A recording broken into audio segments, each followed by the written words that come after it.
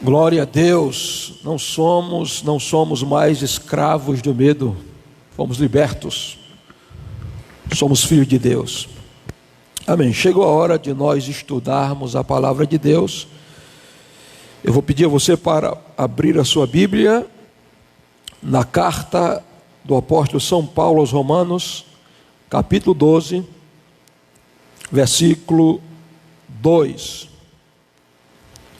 Carta do apóstolo São Paulo aos Romanos, capítulo 12, versículo 2. Vocês sabem que a carta do apóstolo São Paulo aos Romanos é uma das cartas mais doutrinárias das epístolas ou das cartas paulinas. Nós estávamos pregando uma série de mensagens da carta aos Romanos, pregamos até o capítulo 9. Paramos no capítulo 9 devido a essa pandemia. Nós paramos e nós vamos retomar quando voltarmos à normalidade. Mas hoje eu senti de falar com vocês somente o versículo 2 de Romanos, capítulo 12. Posteriormente eu estarei pregando este capítulo expositivamente. Mas hoje eu vou quebrar o protocolo e não vou pregar como é de costume expositivamente. A minha mensagem será uma mensagem numa tônica mais temática. Mas eu creio que Deus vai falar conosco essa noite, essa tarde, já começo de noite, pela instrumentalidade da sua própria palavra. Romanos, capítulo 12, versículo 2, a palavra de Deus diz: E não vos conformeis com este século, mas transformai-vos pela renovação da vossa mente, para que experimenteis qual seja a boa, agradável e perfeita vontade de Deus. Nós estamos no capítulo 12 de Romanos. Vocês sabem, como eu falei, que Romanos está dividido em doutrinas. Capítulo 1, 2 e 3 até o versículo 23, nós encontramos a doutrina do pecado.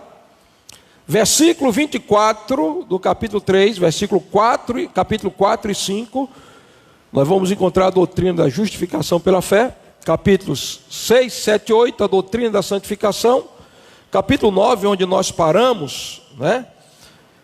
E vamos retornar depois da pandemia, vai se tratar da doutrina, tanto o 9 quanto o 10 quanto o 11, da doutrina de Israel, a salvação de Israel, é aquilo que os teólogos chamam a teodiceia, ou seja, a história de Deus na vida da nação de Israel, e Deus, apesar das dificuldades e guerras e lutas de Israel, controlando soberanamente a história daquela nação. Quando nós chegamos no capítulo 12, agora nós deixamos de tratar de doutrinas,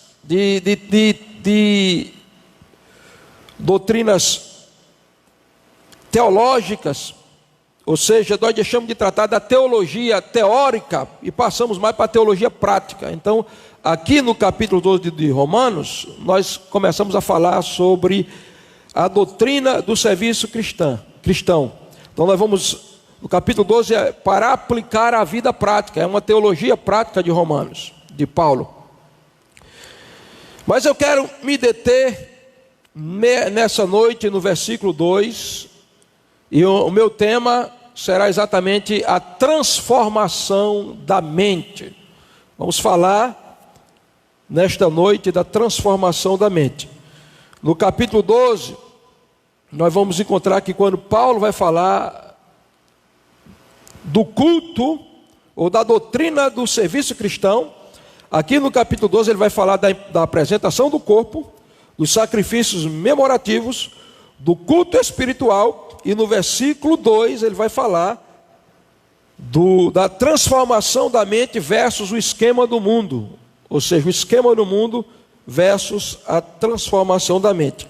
Então Paulo começa dizendo assim: e não vos conformeis. Essa palavra aqui, não se conformar, quer dizer não entre na forma. A palavra grega é esquematizo, de esquema, de padrão, de forma. Então o mundo tem uma forma, o mundo tem um padrão, o mundo tem um sistema, que é totalmente contrário ao sistema da palavra de Deus e do Evangelho. Eu tenho dito aqui que o Evangelho é uma cultura contra a cultura do mundo. Paulo está dizendo, não entre na forma, não se amolde, não se pareça com o mundo. Aí ele vai dizer, mas transformai-vos. E como ser transformado, Paulo? Pela renovação da nossa mente. A palavra transformar aqui é a mesma palavra para transfigurar. Aquela palavra que foi usada em Mateus 17, quando o rosto de Jesus brilhou como o sol e suas vestes ficaram claras como a luz, e ele se transfigurou. Então, o projeto de Deus em Cristo para cada um de nós é que nós sejamos transfigurados, transformados, que nós venhamos a nos parecer cada dia mais com Cristo. Mas para isso, nós temos que renovar ou transformar a nossa mente. Mente transformada, vida transformada, linguagem transformada, hábitos transformados, racionalidade transformada, transformação da mente. E eu quero começar com a pergunta: o que é a mente? O que é a mente para você? Será que a mente é o nosso sistema nervoso central?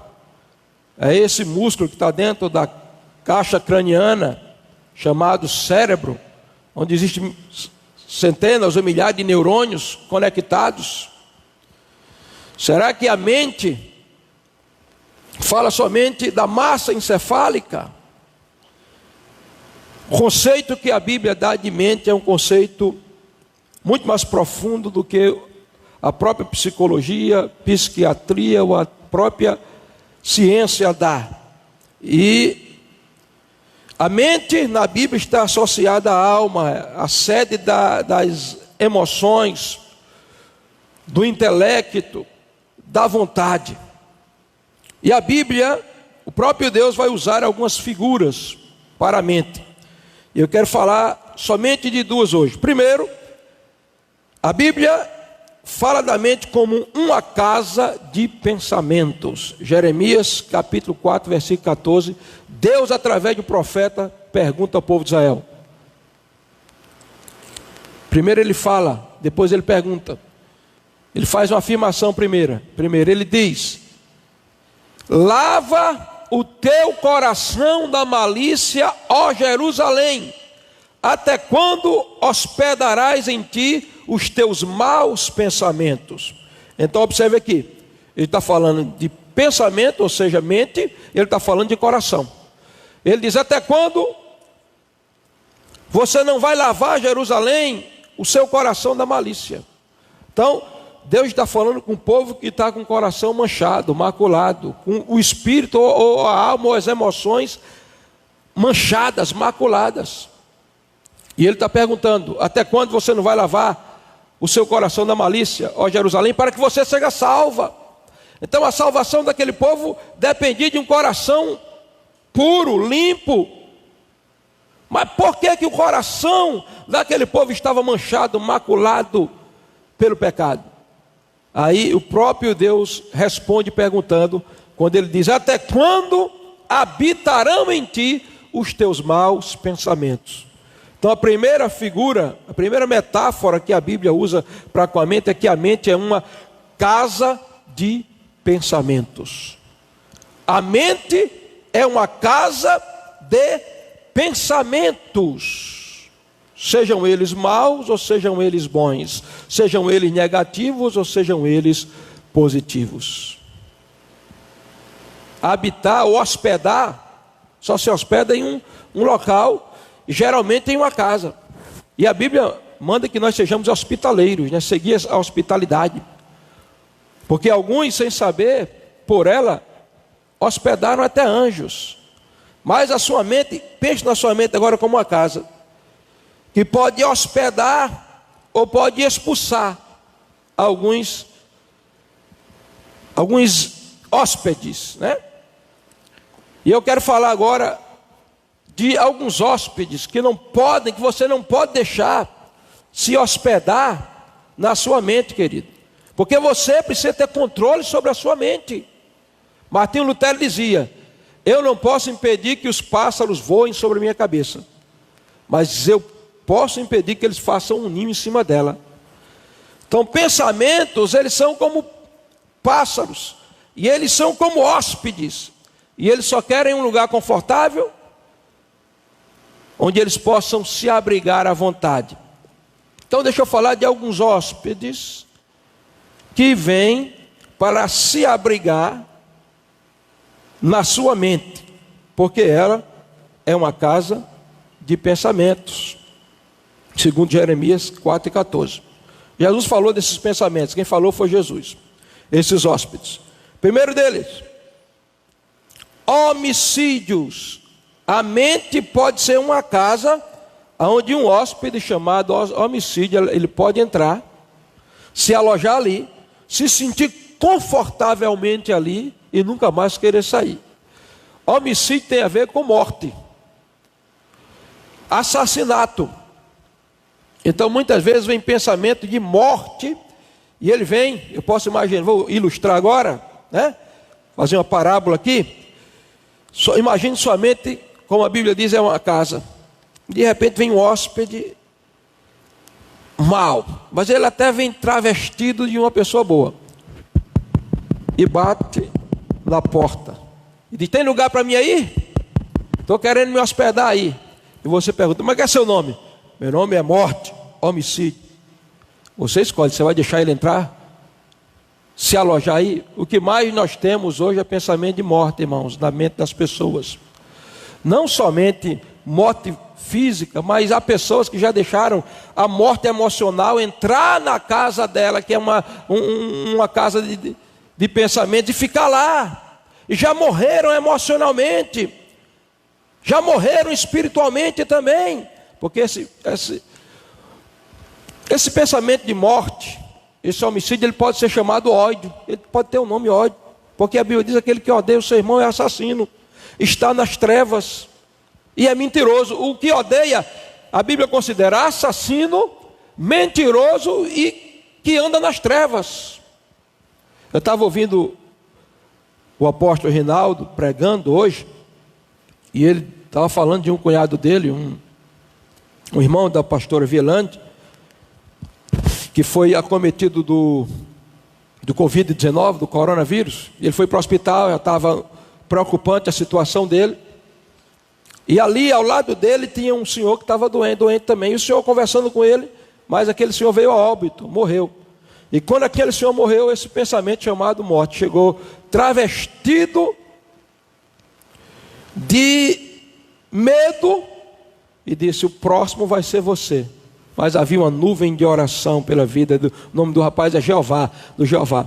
E quando ele disse que aquele pensamento veio, ele tinha duas escolhas. Aqui quem está dizendo é eu. É abrir a porta e dizer: pode se hospedar aqui na casa dos meus pensamentos? Morte, eu recebo. Mas ele disse que naquele momento ele repreendeu aquele pensamento, e uma paz interior invadiu a alma dele. E o Senhor disse para ele, no espírito dele, disse: não se preocupe, meu filho, eu estou com você, fique tranquilo. Ele disse que sentiu uma paz, invadiu o coração dele. Aquele pensamento de morte foi embora.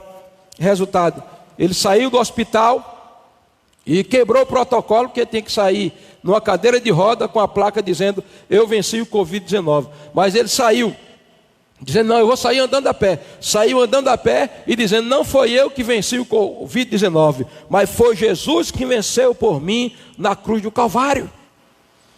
Será que esse hóspede chamado homicídio, pensamento de morte, de ódio, não está alojado aí na tua casa, morando aí na tua casa, que é uma casa de pensamentos? Tua mente, que é uma casa de pensamentos? Jesus falou aqui de homicídio, mas ele falou de outro hóspede terrível, que quer se alojar, e quer se hospedar, e quer se arraigar, e ficar, e fazer morada na nossa mente. Adultério. Imagina sua mente é uma casa de pensamento, e vem um pensamento chamado adultério. Quem é? Sou o senhor adultério. Você tem duas escolhas: abra a porta, pode entrar, senhor adultério, sente-se confortavelmente aqui. E adultério, meus queridos, não é só a prática do ato conjugal com alguém que não é seu cônjuge. fora do casamento. Jesus disse: se olhar para uma mulher com má intenção, no olhar já adulterou com ela. Outro hóspede aqui é prostituição, palavra grega porneia, tudo que está ligado ao sexo ilícito, fantasias sexuais, né? Prática de pecados, lesbianismo, homossexualismo, zoofilia, tudo que está ligado à pornografia. E a pornografia, que aqui é chamada de prostituição nesse texto, ela é tão terrível que ela afeta até o sistema cerebral das pessoas, segundo a ciência. Alguém que se expõe a imagens pornográficas pode sofrer alterações no seu próprio organismo, segundo a ciência. Jesus falou aqui, furtos. Outro camarada que vem, bate na porta de vocês, sua mente é uma casa de pensamento. Quem é que está aí? Eu sou o senhor roubo, o senhor furto. Você abre a porta, ele entra. Quantas pessoas, queridos, na nossa nação estão sofrendo hoje? Até morreram contaminados com o Covid-19, poderiam ter sido salvos. Por quê? Por causa de hospitais lotados, UTIs, que não estão cabendo mais, hospitais sucateados. Resultado de quê? Resultado de homens que deixaram esse hóspede chamado corrupção, roubo, ladroice, ou seja, o que você quiser, se abrigar na mente deles, dominar a mente deles. Eles se tornaram animais, desceram ao nível do animalesco, se tornaram embrutecidos. Você está vendo aí? Não precisa dizer nada. As mídias televisivas estão mostrando aí a situação no nosso Brasil. Alguém comprando respirador que valia, que o preço era 30, 40, 20 mil, comprando por 100, por mais de 100 mil reais. O que é isso? É esse morador que entrou na mente de muita gente, sentou-se lá. Esse hóspede maligno. E Jesus continua dizendo, falso testemunho, blasfêmia. Ele vai falar aqui exatamente de 5 hóspedes maus que você não pode deixar ele entrar, se alojar e ficar morando dentro da sua cabeça, da sua mente. Porque tudo começa pelo pensamento. A tentação entra pelos olhos, pelos ouvidos, pelos 5 sentidos. Entra pela mente, domina primeiro o intelecto, vai para as emoções, a alma, o sentimento, e desce para o espírito, que é o coração. E quando está lá, só o poder de Deus, só Jesus entrando, dizendo, vai sair tudinho agora, porque quem vai mandar nessa casa sou eu. Então a mente, em primeiro lugar, ela é uma casa de pensamentos, maus ou bons. Eu falei para você de pensamentos maus, que muitas vezes entram e se alojam. Foi Deus quem disse, até quando habitarão ou se hospedarão dentro de ti os teus maus pensamentos. Mas não vamos expulsar esses pensamentos maus, esses ossos. Vamos dizer para o adultério, ó, vai embora, você morou aqui até hoje, eu vou despejar você, vai embora. Roubo, vai embora da minha vida, da minha mente. E vamos hospedar, quem é que a gente vai hospedar? Agora é Paulo, o grande teólogo do Novo Testamento. Ele vai falar aqui de 7 hóspedes. Se os hóspedes maus que Jesus falou são 6, Paulo fala de 7. Que você deve guardá-los dentro de você. Você deve deixar eles abrigar-se, eles morarem na sua mente. Filipenses capítulo 4, versículo 8. Finalmente, irmãos, tudo que é verdadeiro. Olha aqui o primeiro hóspede que ele vem, bate na porta da sua mente, você olha, quem é? Meu nome é verdadeiro. Abre a porta, pode sentar, morar, pega um chazinho, uma bolachinha, fica aqui, daqui tem lugar para você dormir, você aqui vai ter café da manhã, almoço, janta, eu vou alimentar você. Senhor verdadeiro, fique na minha mente, esteja na minha mente. Verdade. A verdade, queridos, a verdade sempre vai prevalecer. Há pessoas que elas deixaram a mentira entrar dentro da cabeça delas, da mente delas. Esse hóspede maligno chamado de mentira, está lá há tantos anos que até ele acredita na mentira que ele diz. Olha outro hóspede aqui. Tudo que é verdadeiro, tudo que é respeitável. Hoje nós estamos vivendo em uma sociedade que não respeita ninguém, não respeita pai, é filho que não respeita pai, é professor que não respeita aluno e aluno que muito menos respeita professor.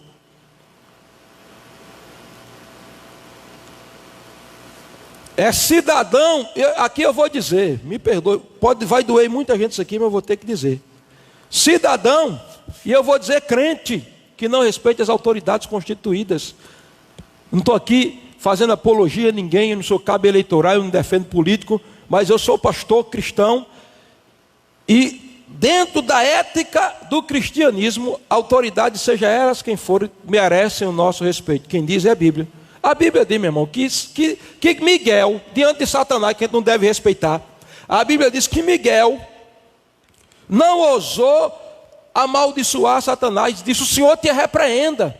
E aí Judas e Pedro vai fazer uma analogia e vai dizer o seguinte: se os anjos não proferem palavra de maldição contra principais autoridades, como é que nós cristãos não vamos respeitar os reis, os que estão em posição de autoridade? Me perdoe se você discorda comigo, você tem todo o direito, mas você vai ter que vir discordar comigo pela Bíblia.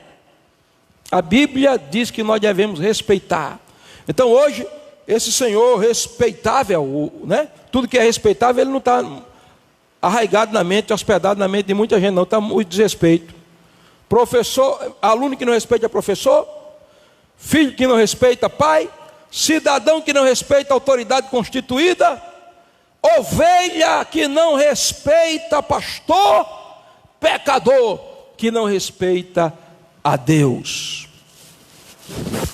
Tudo que é respeitável, deixa o Senhor respeitável entrar na tua mente, não somente se hospedar. Diga para ele: Senhor respeitável, o Senhor agora não é só mais hóspede na minha mente, o Senhor agora é morador na minha mente. Tudo que é justo. Hoje estamos vivendo uma sociedade completamente injusta. Quem é rico e ricando mais à custa da miséria daquele que não tem nada. Deixa o Senhor justo habitar dentro da sua mente, morar. Tudo que é puro. Quantas pessoas, irmãos, as músicas hoje, no mundo secular, estão manchadas de perversão, de banalização da sexualidade de homem e de mulher. A impureza tomou conta da nossa sociedade como um câncer que está gangrenando a moralidade da nossa sociedade. Carnaval. Tem apologia para a impureza maior do que o carnaval, onde se pratica sexo ao ar livre, todo tipo de aberração. A impureza, mas deixa o Senhor que é puro. O Senhor puro encher teu pensamento amável. Aonde foi o amor? Por se multiplicar a iniquidade, Jesus disse: o amor de muitos esfriará. Mas existe, quando ele chegar, bater, você dizer quem é, ele vai dizer: eu sou o Senhor amável. Abra a porta e diga: se aloje, entre, se hospede, more na minha mente. E aí Paulo continua: tudo que é de boa fama, e eu não posso continuar porque eu não tenho tempo. Se há alguma virtude, se há algum louvor existe, seja isso o que ocupe o vosso pensamento. Nesta noite eu quero convocar você que é crente, que diz que conhece a palavra de Deus, a pegar esses 6 moradores malévolos, malignos que eu falei, enxotá-los, mandar eles embora da sua mente e convidar os 7 moradores aqui que Paulo falou, bons moradores, a virem, entrarem, se hospedarem, se alojarem e ficarem permanentemente morando na sua mente. Então a primeira figura que a Bíblia vai falar com relação à mente é que ela é uma casa de pensamentos. Mas a segunda figura, irmãos, é que a mente é um campo de batalha. 2 Coríntios, capítulo 10, a partir do versículo 3. O apóstolo Paulo diz: porque mesmo vivendo na carne ou no corpo físico, não guerreamos segundo a carne. Olha para cá. Você que é crente, a sua guerra não é no plano horizontal. Você não está aqui guerreando contra pessoas. Você não está guerreando contra o seu vizinho, que eu sei que atazana você e que perturba você. Você não está guerreando contra ele. Você não está guerreando contra aquele professor da universidade que lhe persegue porque você é cristão, porque não respeita a sua fé, que muitas vezes quer lhe ridicularizar. Ele não é o teu inimigo. A nossa guerra não é uns contra os outros, não é no plano horizontal. A nossa guerra é no plano vertical. A nossa guerra é espiritual. Nós lutamos contra principados, potestades, dominadores desse mundo de trevas.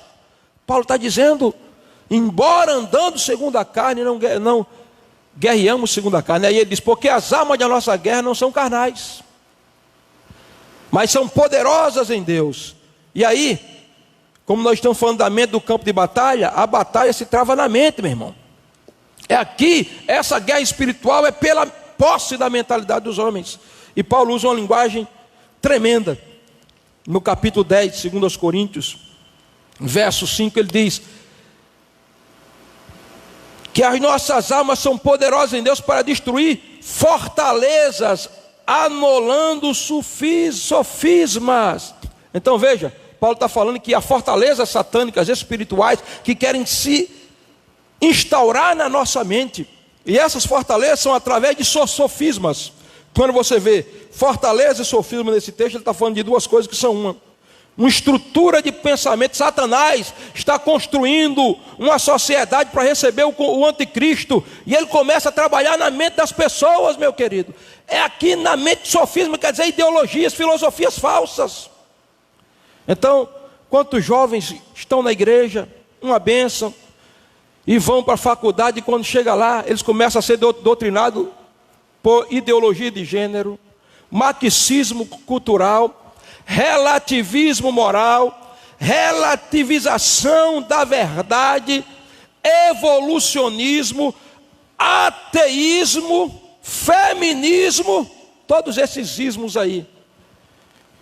E vai se construindo uma estrutura de pensamento, fortalezas na mente das pessoas, para desconstruir o cristianismo bíblico.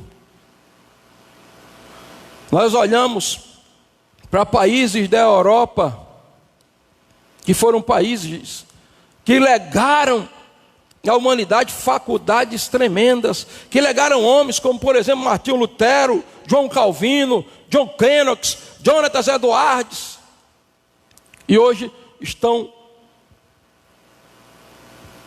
mais do que na beira do ateísmo. São sociedades ateias. O ateísmo tomou conta. Com o ateísmo, a quebra de padrões éticos e morais, a quebra da ideologia judaico-cristã foi destruída. O darwinismo, o evolucionismo, o ateísmo. E aí, esses países mergulharam na imoralidade.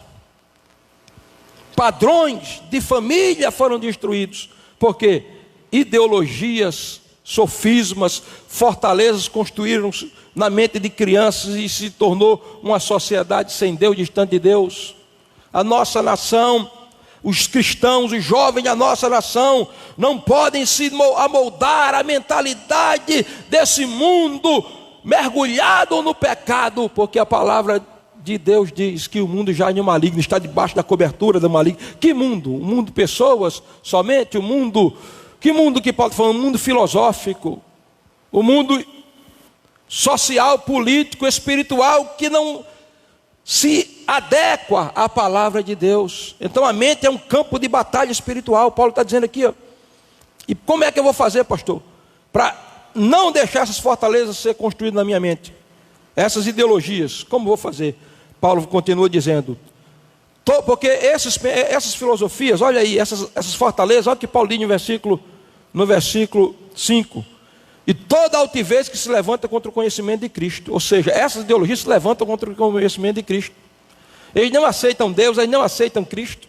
Não aceitando Deus, não aceitando Cristo, eles não aceitam a Bíblia. Eles ridicularizam a Bíblia, eles ridicularizam a fé cristã. E se essa sociedade brasileira hoje está de pé ainda, é por causa da igreja, é por causa dos cristãos verdadeiros, porque a Bíblia diz que nós somos a luz do mundo, nós somos o sal da terra. Essa terra não está totalmente podre, porque ainda existe o sal que a preserva. E aí Paulo diz, levando cativo todo pensamento à obediência de Cristo Jesus. O que é que Paulo está dizendo? Domine esses pensamentos filosóficos ateus, que não tem compromisso com a palavra de Deus. Domine eles, prenda eles. Então há uma guerra espiritual na mente. Você já viu o anjinho e o diabinho? Quem já viu, Rogério? Lembra, Rogério, da figura do anjinho e do diabinho? Isso é uma realidade. Por exemplo, eu estou pregando aqui, tem gente que está ouvindo agora e está questionando. É uma guerra travada na tua mente. Não podia ser assim, é exagero, é muito radicalismo. A guerra é para conquistar o campo de batalha, é a mente. E aí, para me passar para outro tópico, eu me lembro quando eu era novo convertido. Novo convertido não, antes de eu me converter, né? Fui criado na igreja, mas depois entrei na vida de pecado.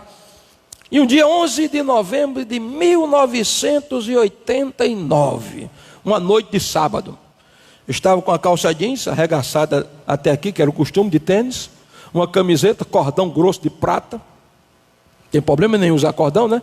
Mas eu cordão usou de prata, musculoso, todo sarado.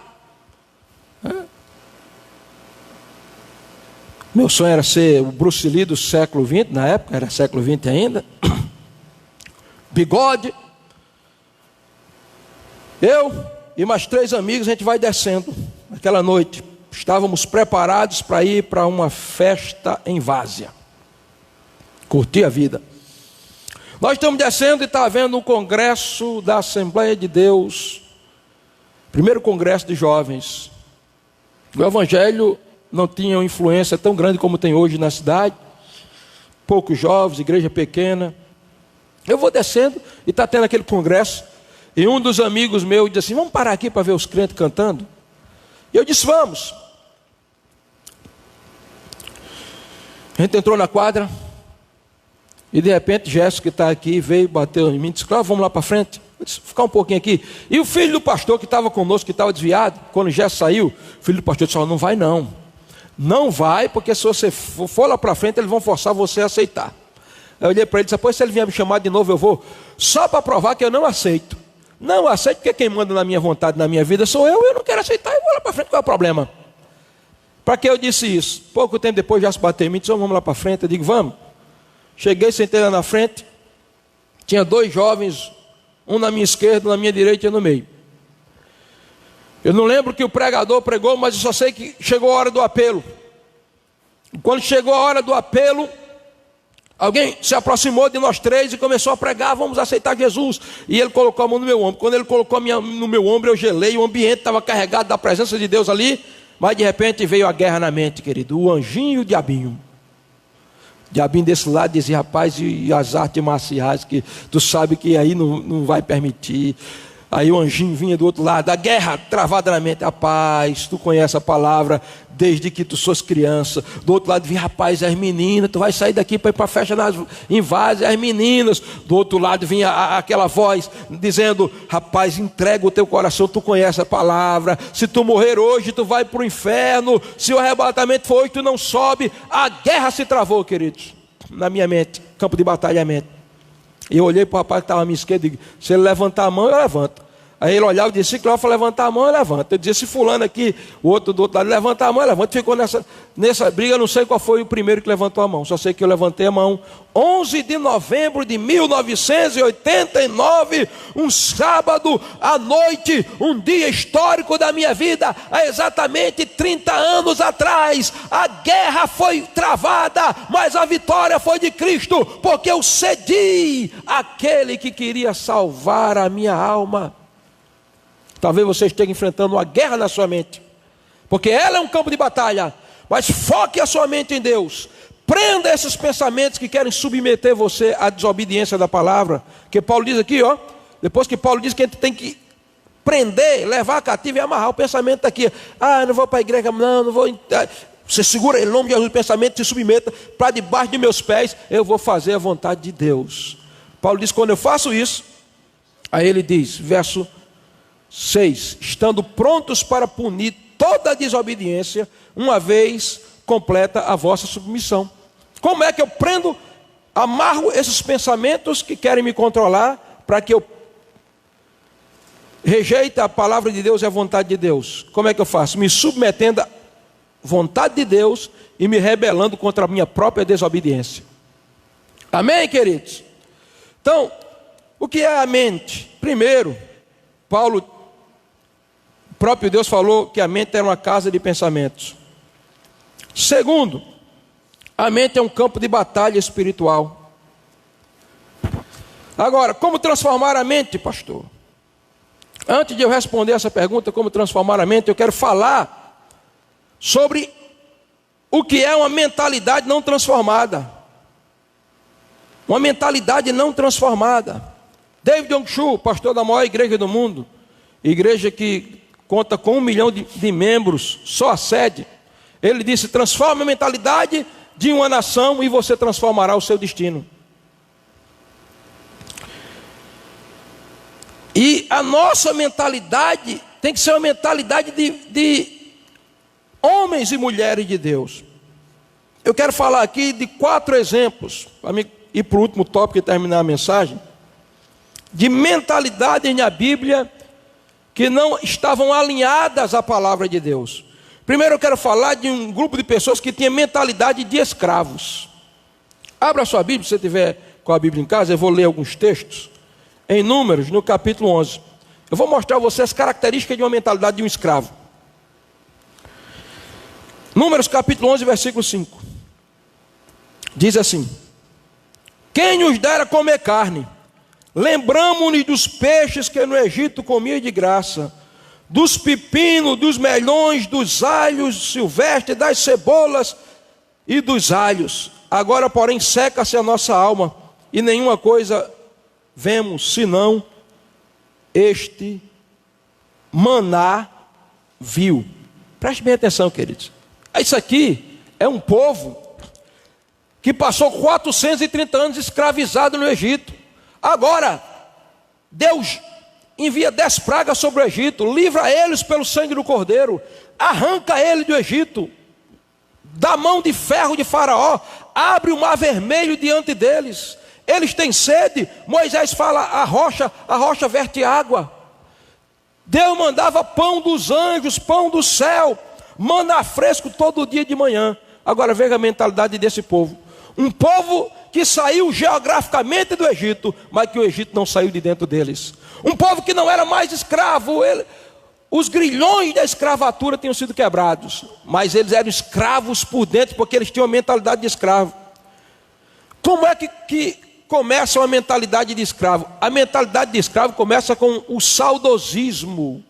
Veja a palavra, lembramo-nos. Veja, queridos, eles vão dizer assim, ó, no Egito a gente tinha peixe, a gente tinha pepino, a gente tinha melão, a gente tinha cebola, a gente tinha alho silvestre, tudo de graça.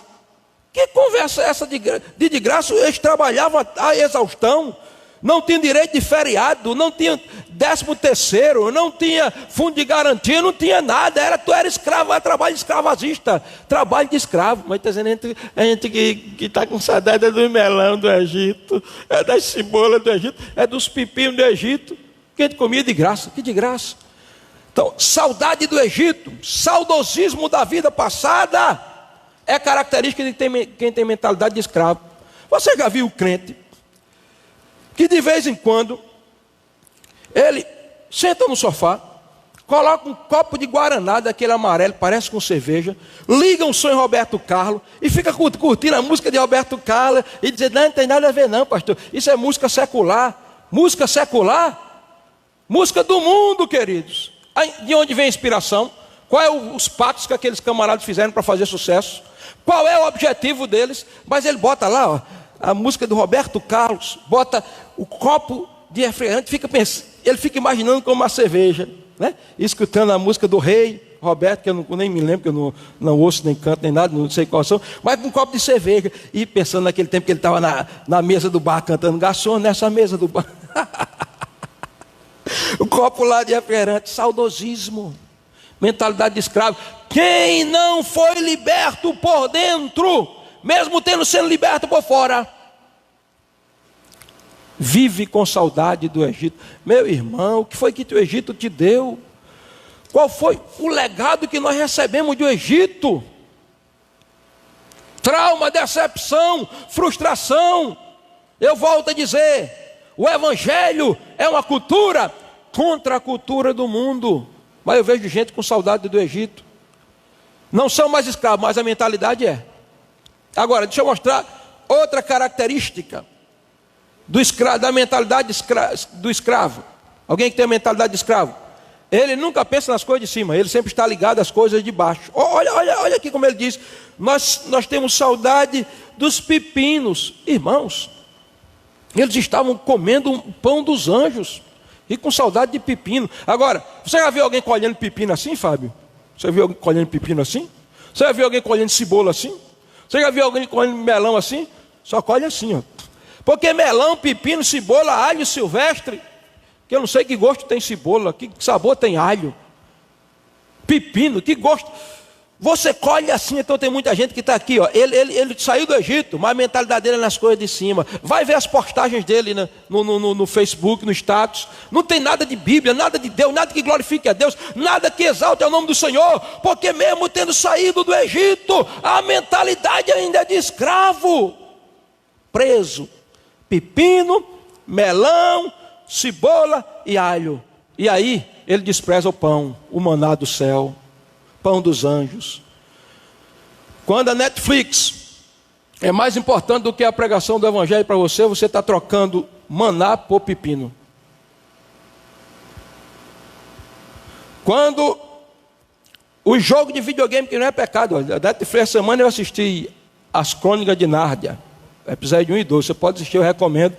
É baseado no livro de C.S. Lewis, é uma alegoria sobre a vitória de Cristo contra o pecado, etc e tal. Não tem nada. Agora, o camarada numa pandemia dessa, passa 24 horas dentro de casa, não pega na Bíblia, não lê um livro evangélico, não escuta um louvor, não participa do culto, ele está focado só nas coisas terrenas aqui de baixo, ele está trocando o maná do céu por pepino, alho, melão, cebola e alho silvestre aqui da terra, que o Egito só tem isso para nos dar.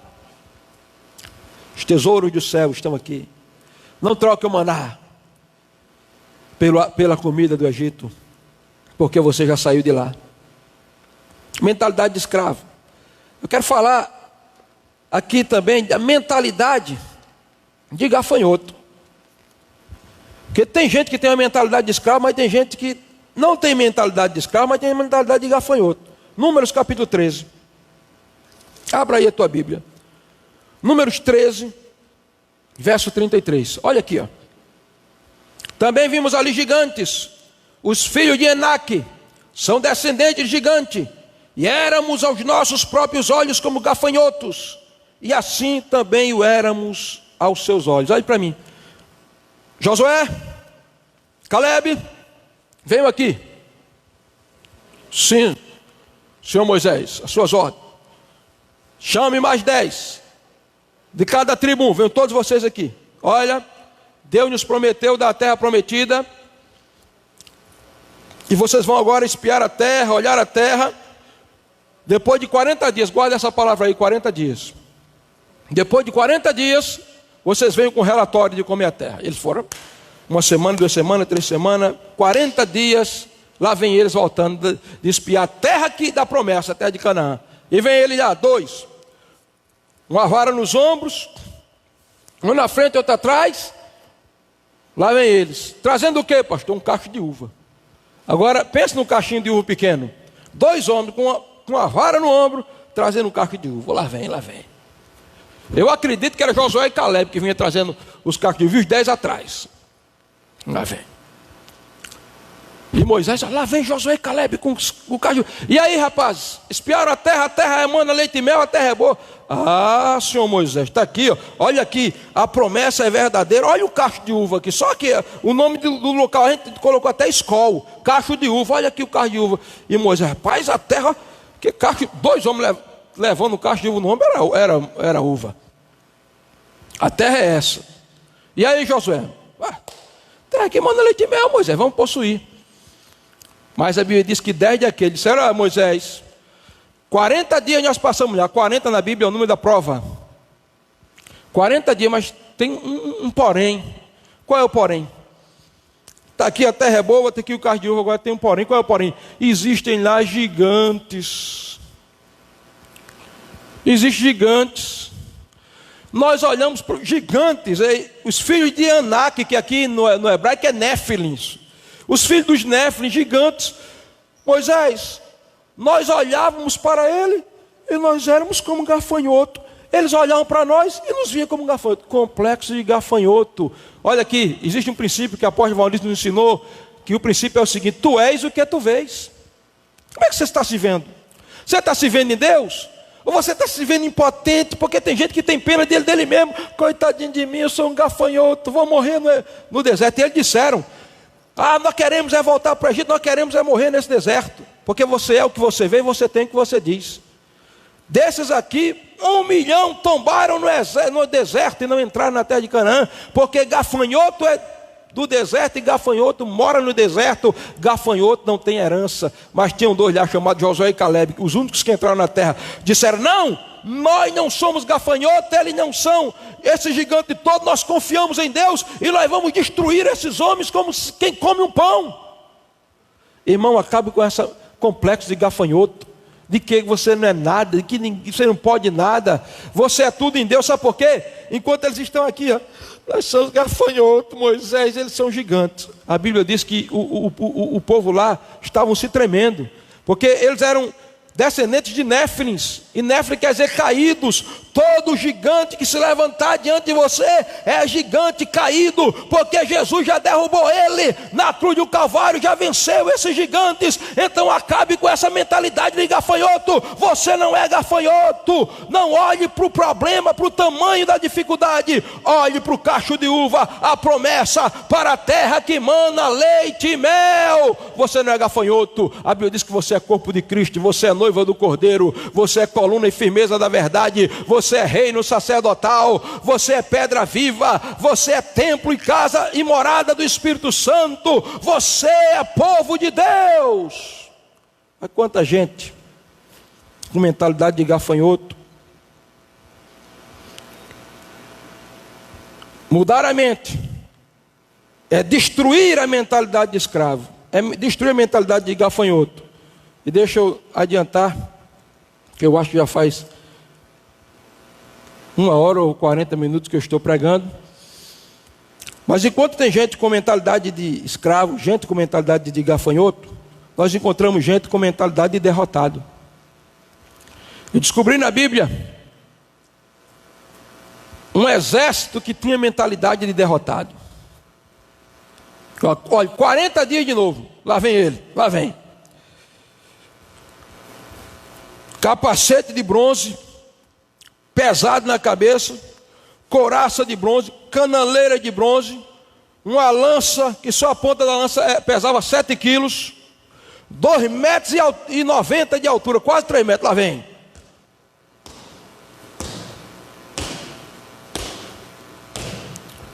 Desce a coluna e grita, cadê o homem que vai me enfrentar? Não precisa a gente brigar não, israelitas.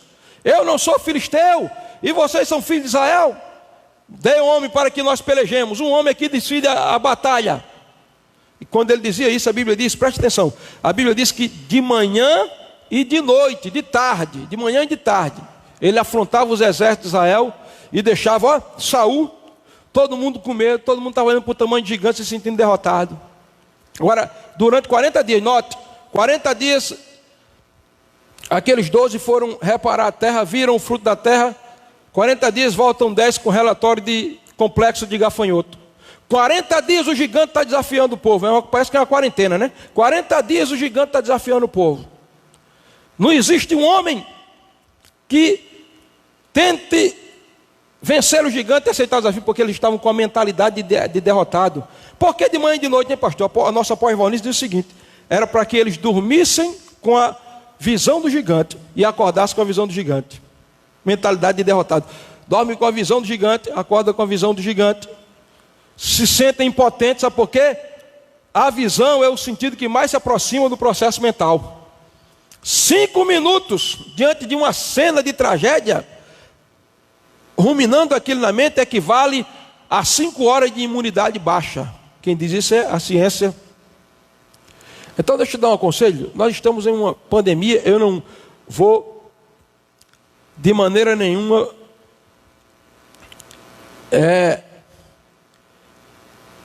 dizer que a situação não é séria. Eu não vou subestimar a situação. Gente está morrendo, é verdade. Mas meu irmão, minha irmã, você que conhece a Deus, todo mundo, todo brasileiro já é doutor em coronavírus. A gente já sabe dos efeitos e dos sintomas. A gente já sabe que tem que cumprir o isolamento social, que tem que lavar as mãos com álcool gel. A gente já sabe de tudo. Agora eu vejo gente que fica na televisão o tempo todinho. Morreu 25 mil, morreu 35 mil, 50 mil, 100 mil. E no começo, quando começou a pandemia, eu recebi uma pessoa na minha casa, estava toda entrevada, vomitando, uma crise nervosa, que quando ela introjetou, colocou na mente a visão do coronavírus, que ia morrer de coronavírus, já tinha ido para o hospital várias vezes. Porque, queridos, eu quero convidar você que conhece a palavra de Deus, desliga a televisão, abra a Bíblia, mergulha em Deus, fortalece a tua imunidade, fortalecendo as tuas emoções e o teu espírito também. Porque está todo mundo aí com medo do gigante, mas já apareceu um Davi, chamado Yeshua, Jesus Cristo de Nazaré, o Davi celestial, que ele já fez esse gigante tombar, ele já caiu há 2000 anos atrás no Calvário, e nada pode se levantar diante do exército de Israel. Então não tenha uma mentalidade de derrotado. Por quê? Porque você foi chamado para ter a mente transformada, queridos.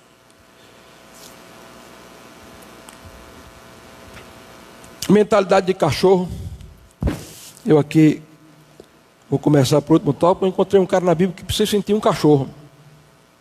Está Davi agora sentado no trono, rei de Israel. E Davi começa a fazer o relatório de menino. Sobrou alguém lá da descendência de Saul, eu quero usar de benignidade por amor a Jonatas. Aí disseram, tem um camarada lá na terra de Lodebar, que quer dizer terra do nada, sem pasto, sem terra, sem nada. O nome dele é Mefibosete, que quer dizer respirando a vergonha, e ele é coxo de ambos os pés. Aquele menino tinha sofrido um trauma, tinha caído, tinha quebrado as pernas, ele cresceu, olhando para a deficiência física, e cresceu se sentindo um cachorro. E Davi disse, manda chamar, manda trazê-lo. E lá vem as carruagens, Davi, prá. Chega lá em Lodebar. Onde é que mora aqui Mefibosete? Mora nessa casa. Mefibosete, o rei Davi manda te chamar. Mas o que foi que eu fiz? Não, o rei Davi está mandando chamar. Mas o rei... E aí, Mefibosete pela primeira vez entra numa carruagem de luxo, né? Numa Range Rover do rei Davi, entra na corrida, as carruagens, pá. E Mefibosete vem se arrastando, Davi está sentado no trono. Aproxime-se, Mefibosete. Diz, olha, Mefibosete, sabe uma coisa?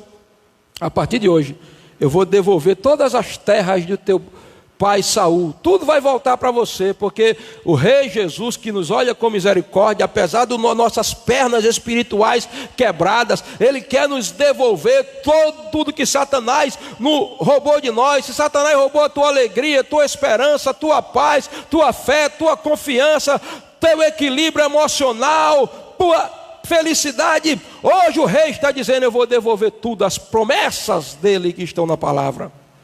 E disse, você vai comer pão na minha mesa, vai sentar todo dia na minha mesa agora. Você vai ser aqui alguém de honra na mesa do rei. E sabe o que foi que o Mefibosete fez? Olhou para as pernas dele toda torta. e disse: majestade, como é que o senhor vai olhar para mim, um cachorro como eu, um cão morto? O cara se sentia cachorro. Ele estava na presença do rei, ia comer na mesa do rei, ia ser devolvido todas as terras. Ele estava se sentindo um cachorro, mas mais do que um cachorro, ele estava se sentindo um cachorro morto. Tem gente que se sente tão cachorro que até canta: eu não sou cachorro não. Queridos, não tenha mentalidade. O que é mentalidade de cachorro, pastor? É o indivíduo que ele tem algo chamado pena de si próprio. Tem um nomezinho técnico: espírito de autocomiseração. É o cara que olha para ele e diz: eu não valo nada, eu não sou nada, eu não sou nem um cachorro, eu sou um cachorro sem valor. Quem quer se aproximar? Ninguém se aproxima do cachorro sarnento. Avalie, como dizia o Matuto, um cachorro morto. Eu quero que dizer você: alguém pode ter te tratado de cachorro, te chamado de cachorro, ter colocado na sua mentalidade que você é um cachorro, que você não tem valor nenhum. Mas eu quero te dizer: o Rei Jesus, o Davi celestial, já mandou as carruagens te buscar, está olhando para você, está dizendo: eu vou devolver todas as terras a você, todas as promessas, as 8.000 promessas que estão aqui na Bíblia, e você vai sentar agora na mesa do rei e comer da palavra, do pão do rei. Amém? Termino agora com a última pergunta, que tem 3 respostas. Como transformar a mente? Porque Paulo está dizendo aqui, não vos conformeis com este mundo, mas transformai-vos pela renovação da vossa mente. E como transformar a minha vida, transformando a minha mente? Primeiro, se expondo à palavra de Deus. A única maneira de você ter a sua mentalidade transformada é você se expor à palavra. Porque a palavra é a água que lava a mente. Se existe lavagem cerebral de verdade, é essa palavra que dá. Agora, o que é que ela lava? Ela lava os conceitos errados, ela lava os pensamentos malignos, ela lava, ela é um instrumento de transformação da mente. Se expondo à palavra. Por isso que o salmista, no capítulo 1 do Salmo, ele diz que aquele que medita na palavra de dia e de noite é como árvore plantada junto a ribeiro de água, que produz o fruto na estação própria, as folhas não caem, e tudo que fizer prosperará. Você já viu alguém que parece uma árvore seca, não tem esperança, não produz fruto, não tem alegria na vida, vive uma depressão crônica e eterna? Se essa pessoa se expuser à palavra, começar a meditar é ruminar, é falar baixinho, é introjetar a palavra, é internalizar a palavra, você vai ver uma transformação. Ela não vai ser uma pessoa sem expressão, sem vida, o aspecto da morte, mas vai ser como a árvore que está lá junto dos rios, que é a própria palavra, e lança suas raízes nos ribeiros, e vai estar sempre alimentada. Primeiro ponto para que você tenha a mente transformada é se expor à palavra. Segundo, desenvolver a inteligência espiritual. A Bíblia fala de Daniel, que tinha 3 companheiros: Sadraque, Mesaque e Abdênego, que eram os nomes hebraicos, eram Ananias, Azarias,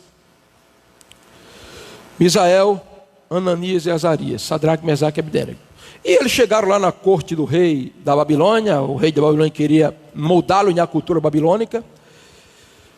E a Bíblia diz que Sadraque, Mesaque e Abdênego eram inteligentíssimos, tão inteligentes que eles foram treinados em toda a cultura, na letra. Eles sabiam tudo da geografia babilônica, da biologia babilônica, da botânica babilônica, da zoologia babilônica, da matemática babilônica, ciências, eles sabiam de tudo.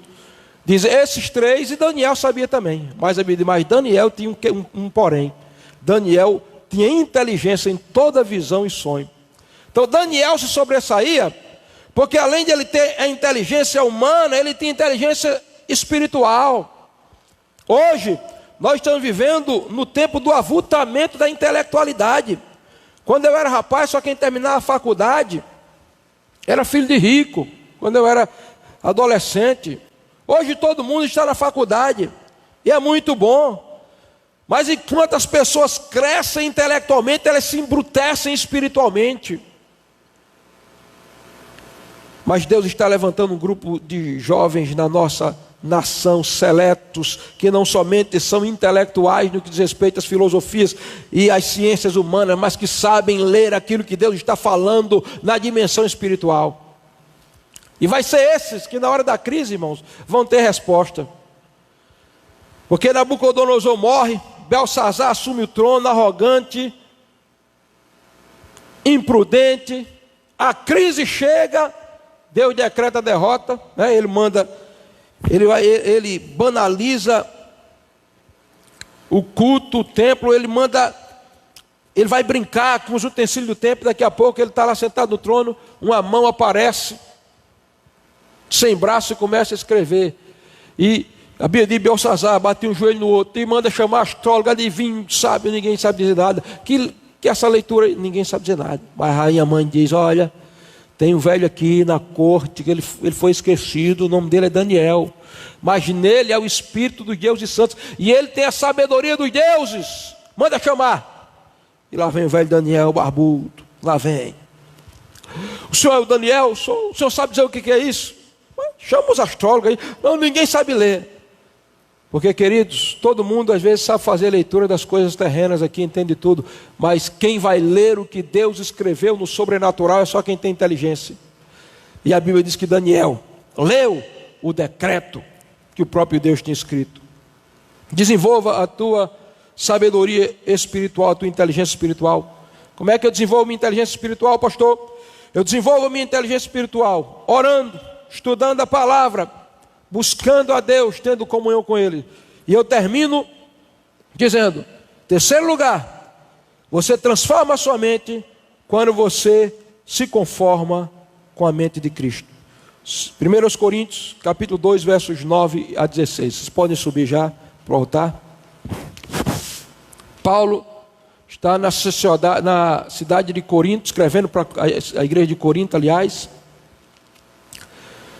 A cidade de Corinto, onde estava a igreja de Corinto, uma cidade completamente influenciada tanto pelo culto pagão quanto pelas filosofias pitagorianas, aristotélicas, platônicas, filósofos gregos. Corinto se vangloria da cultura grega.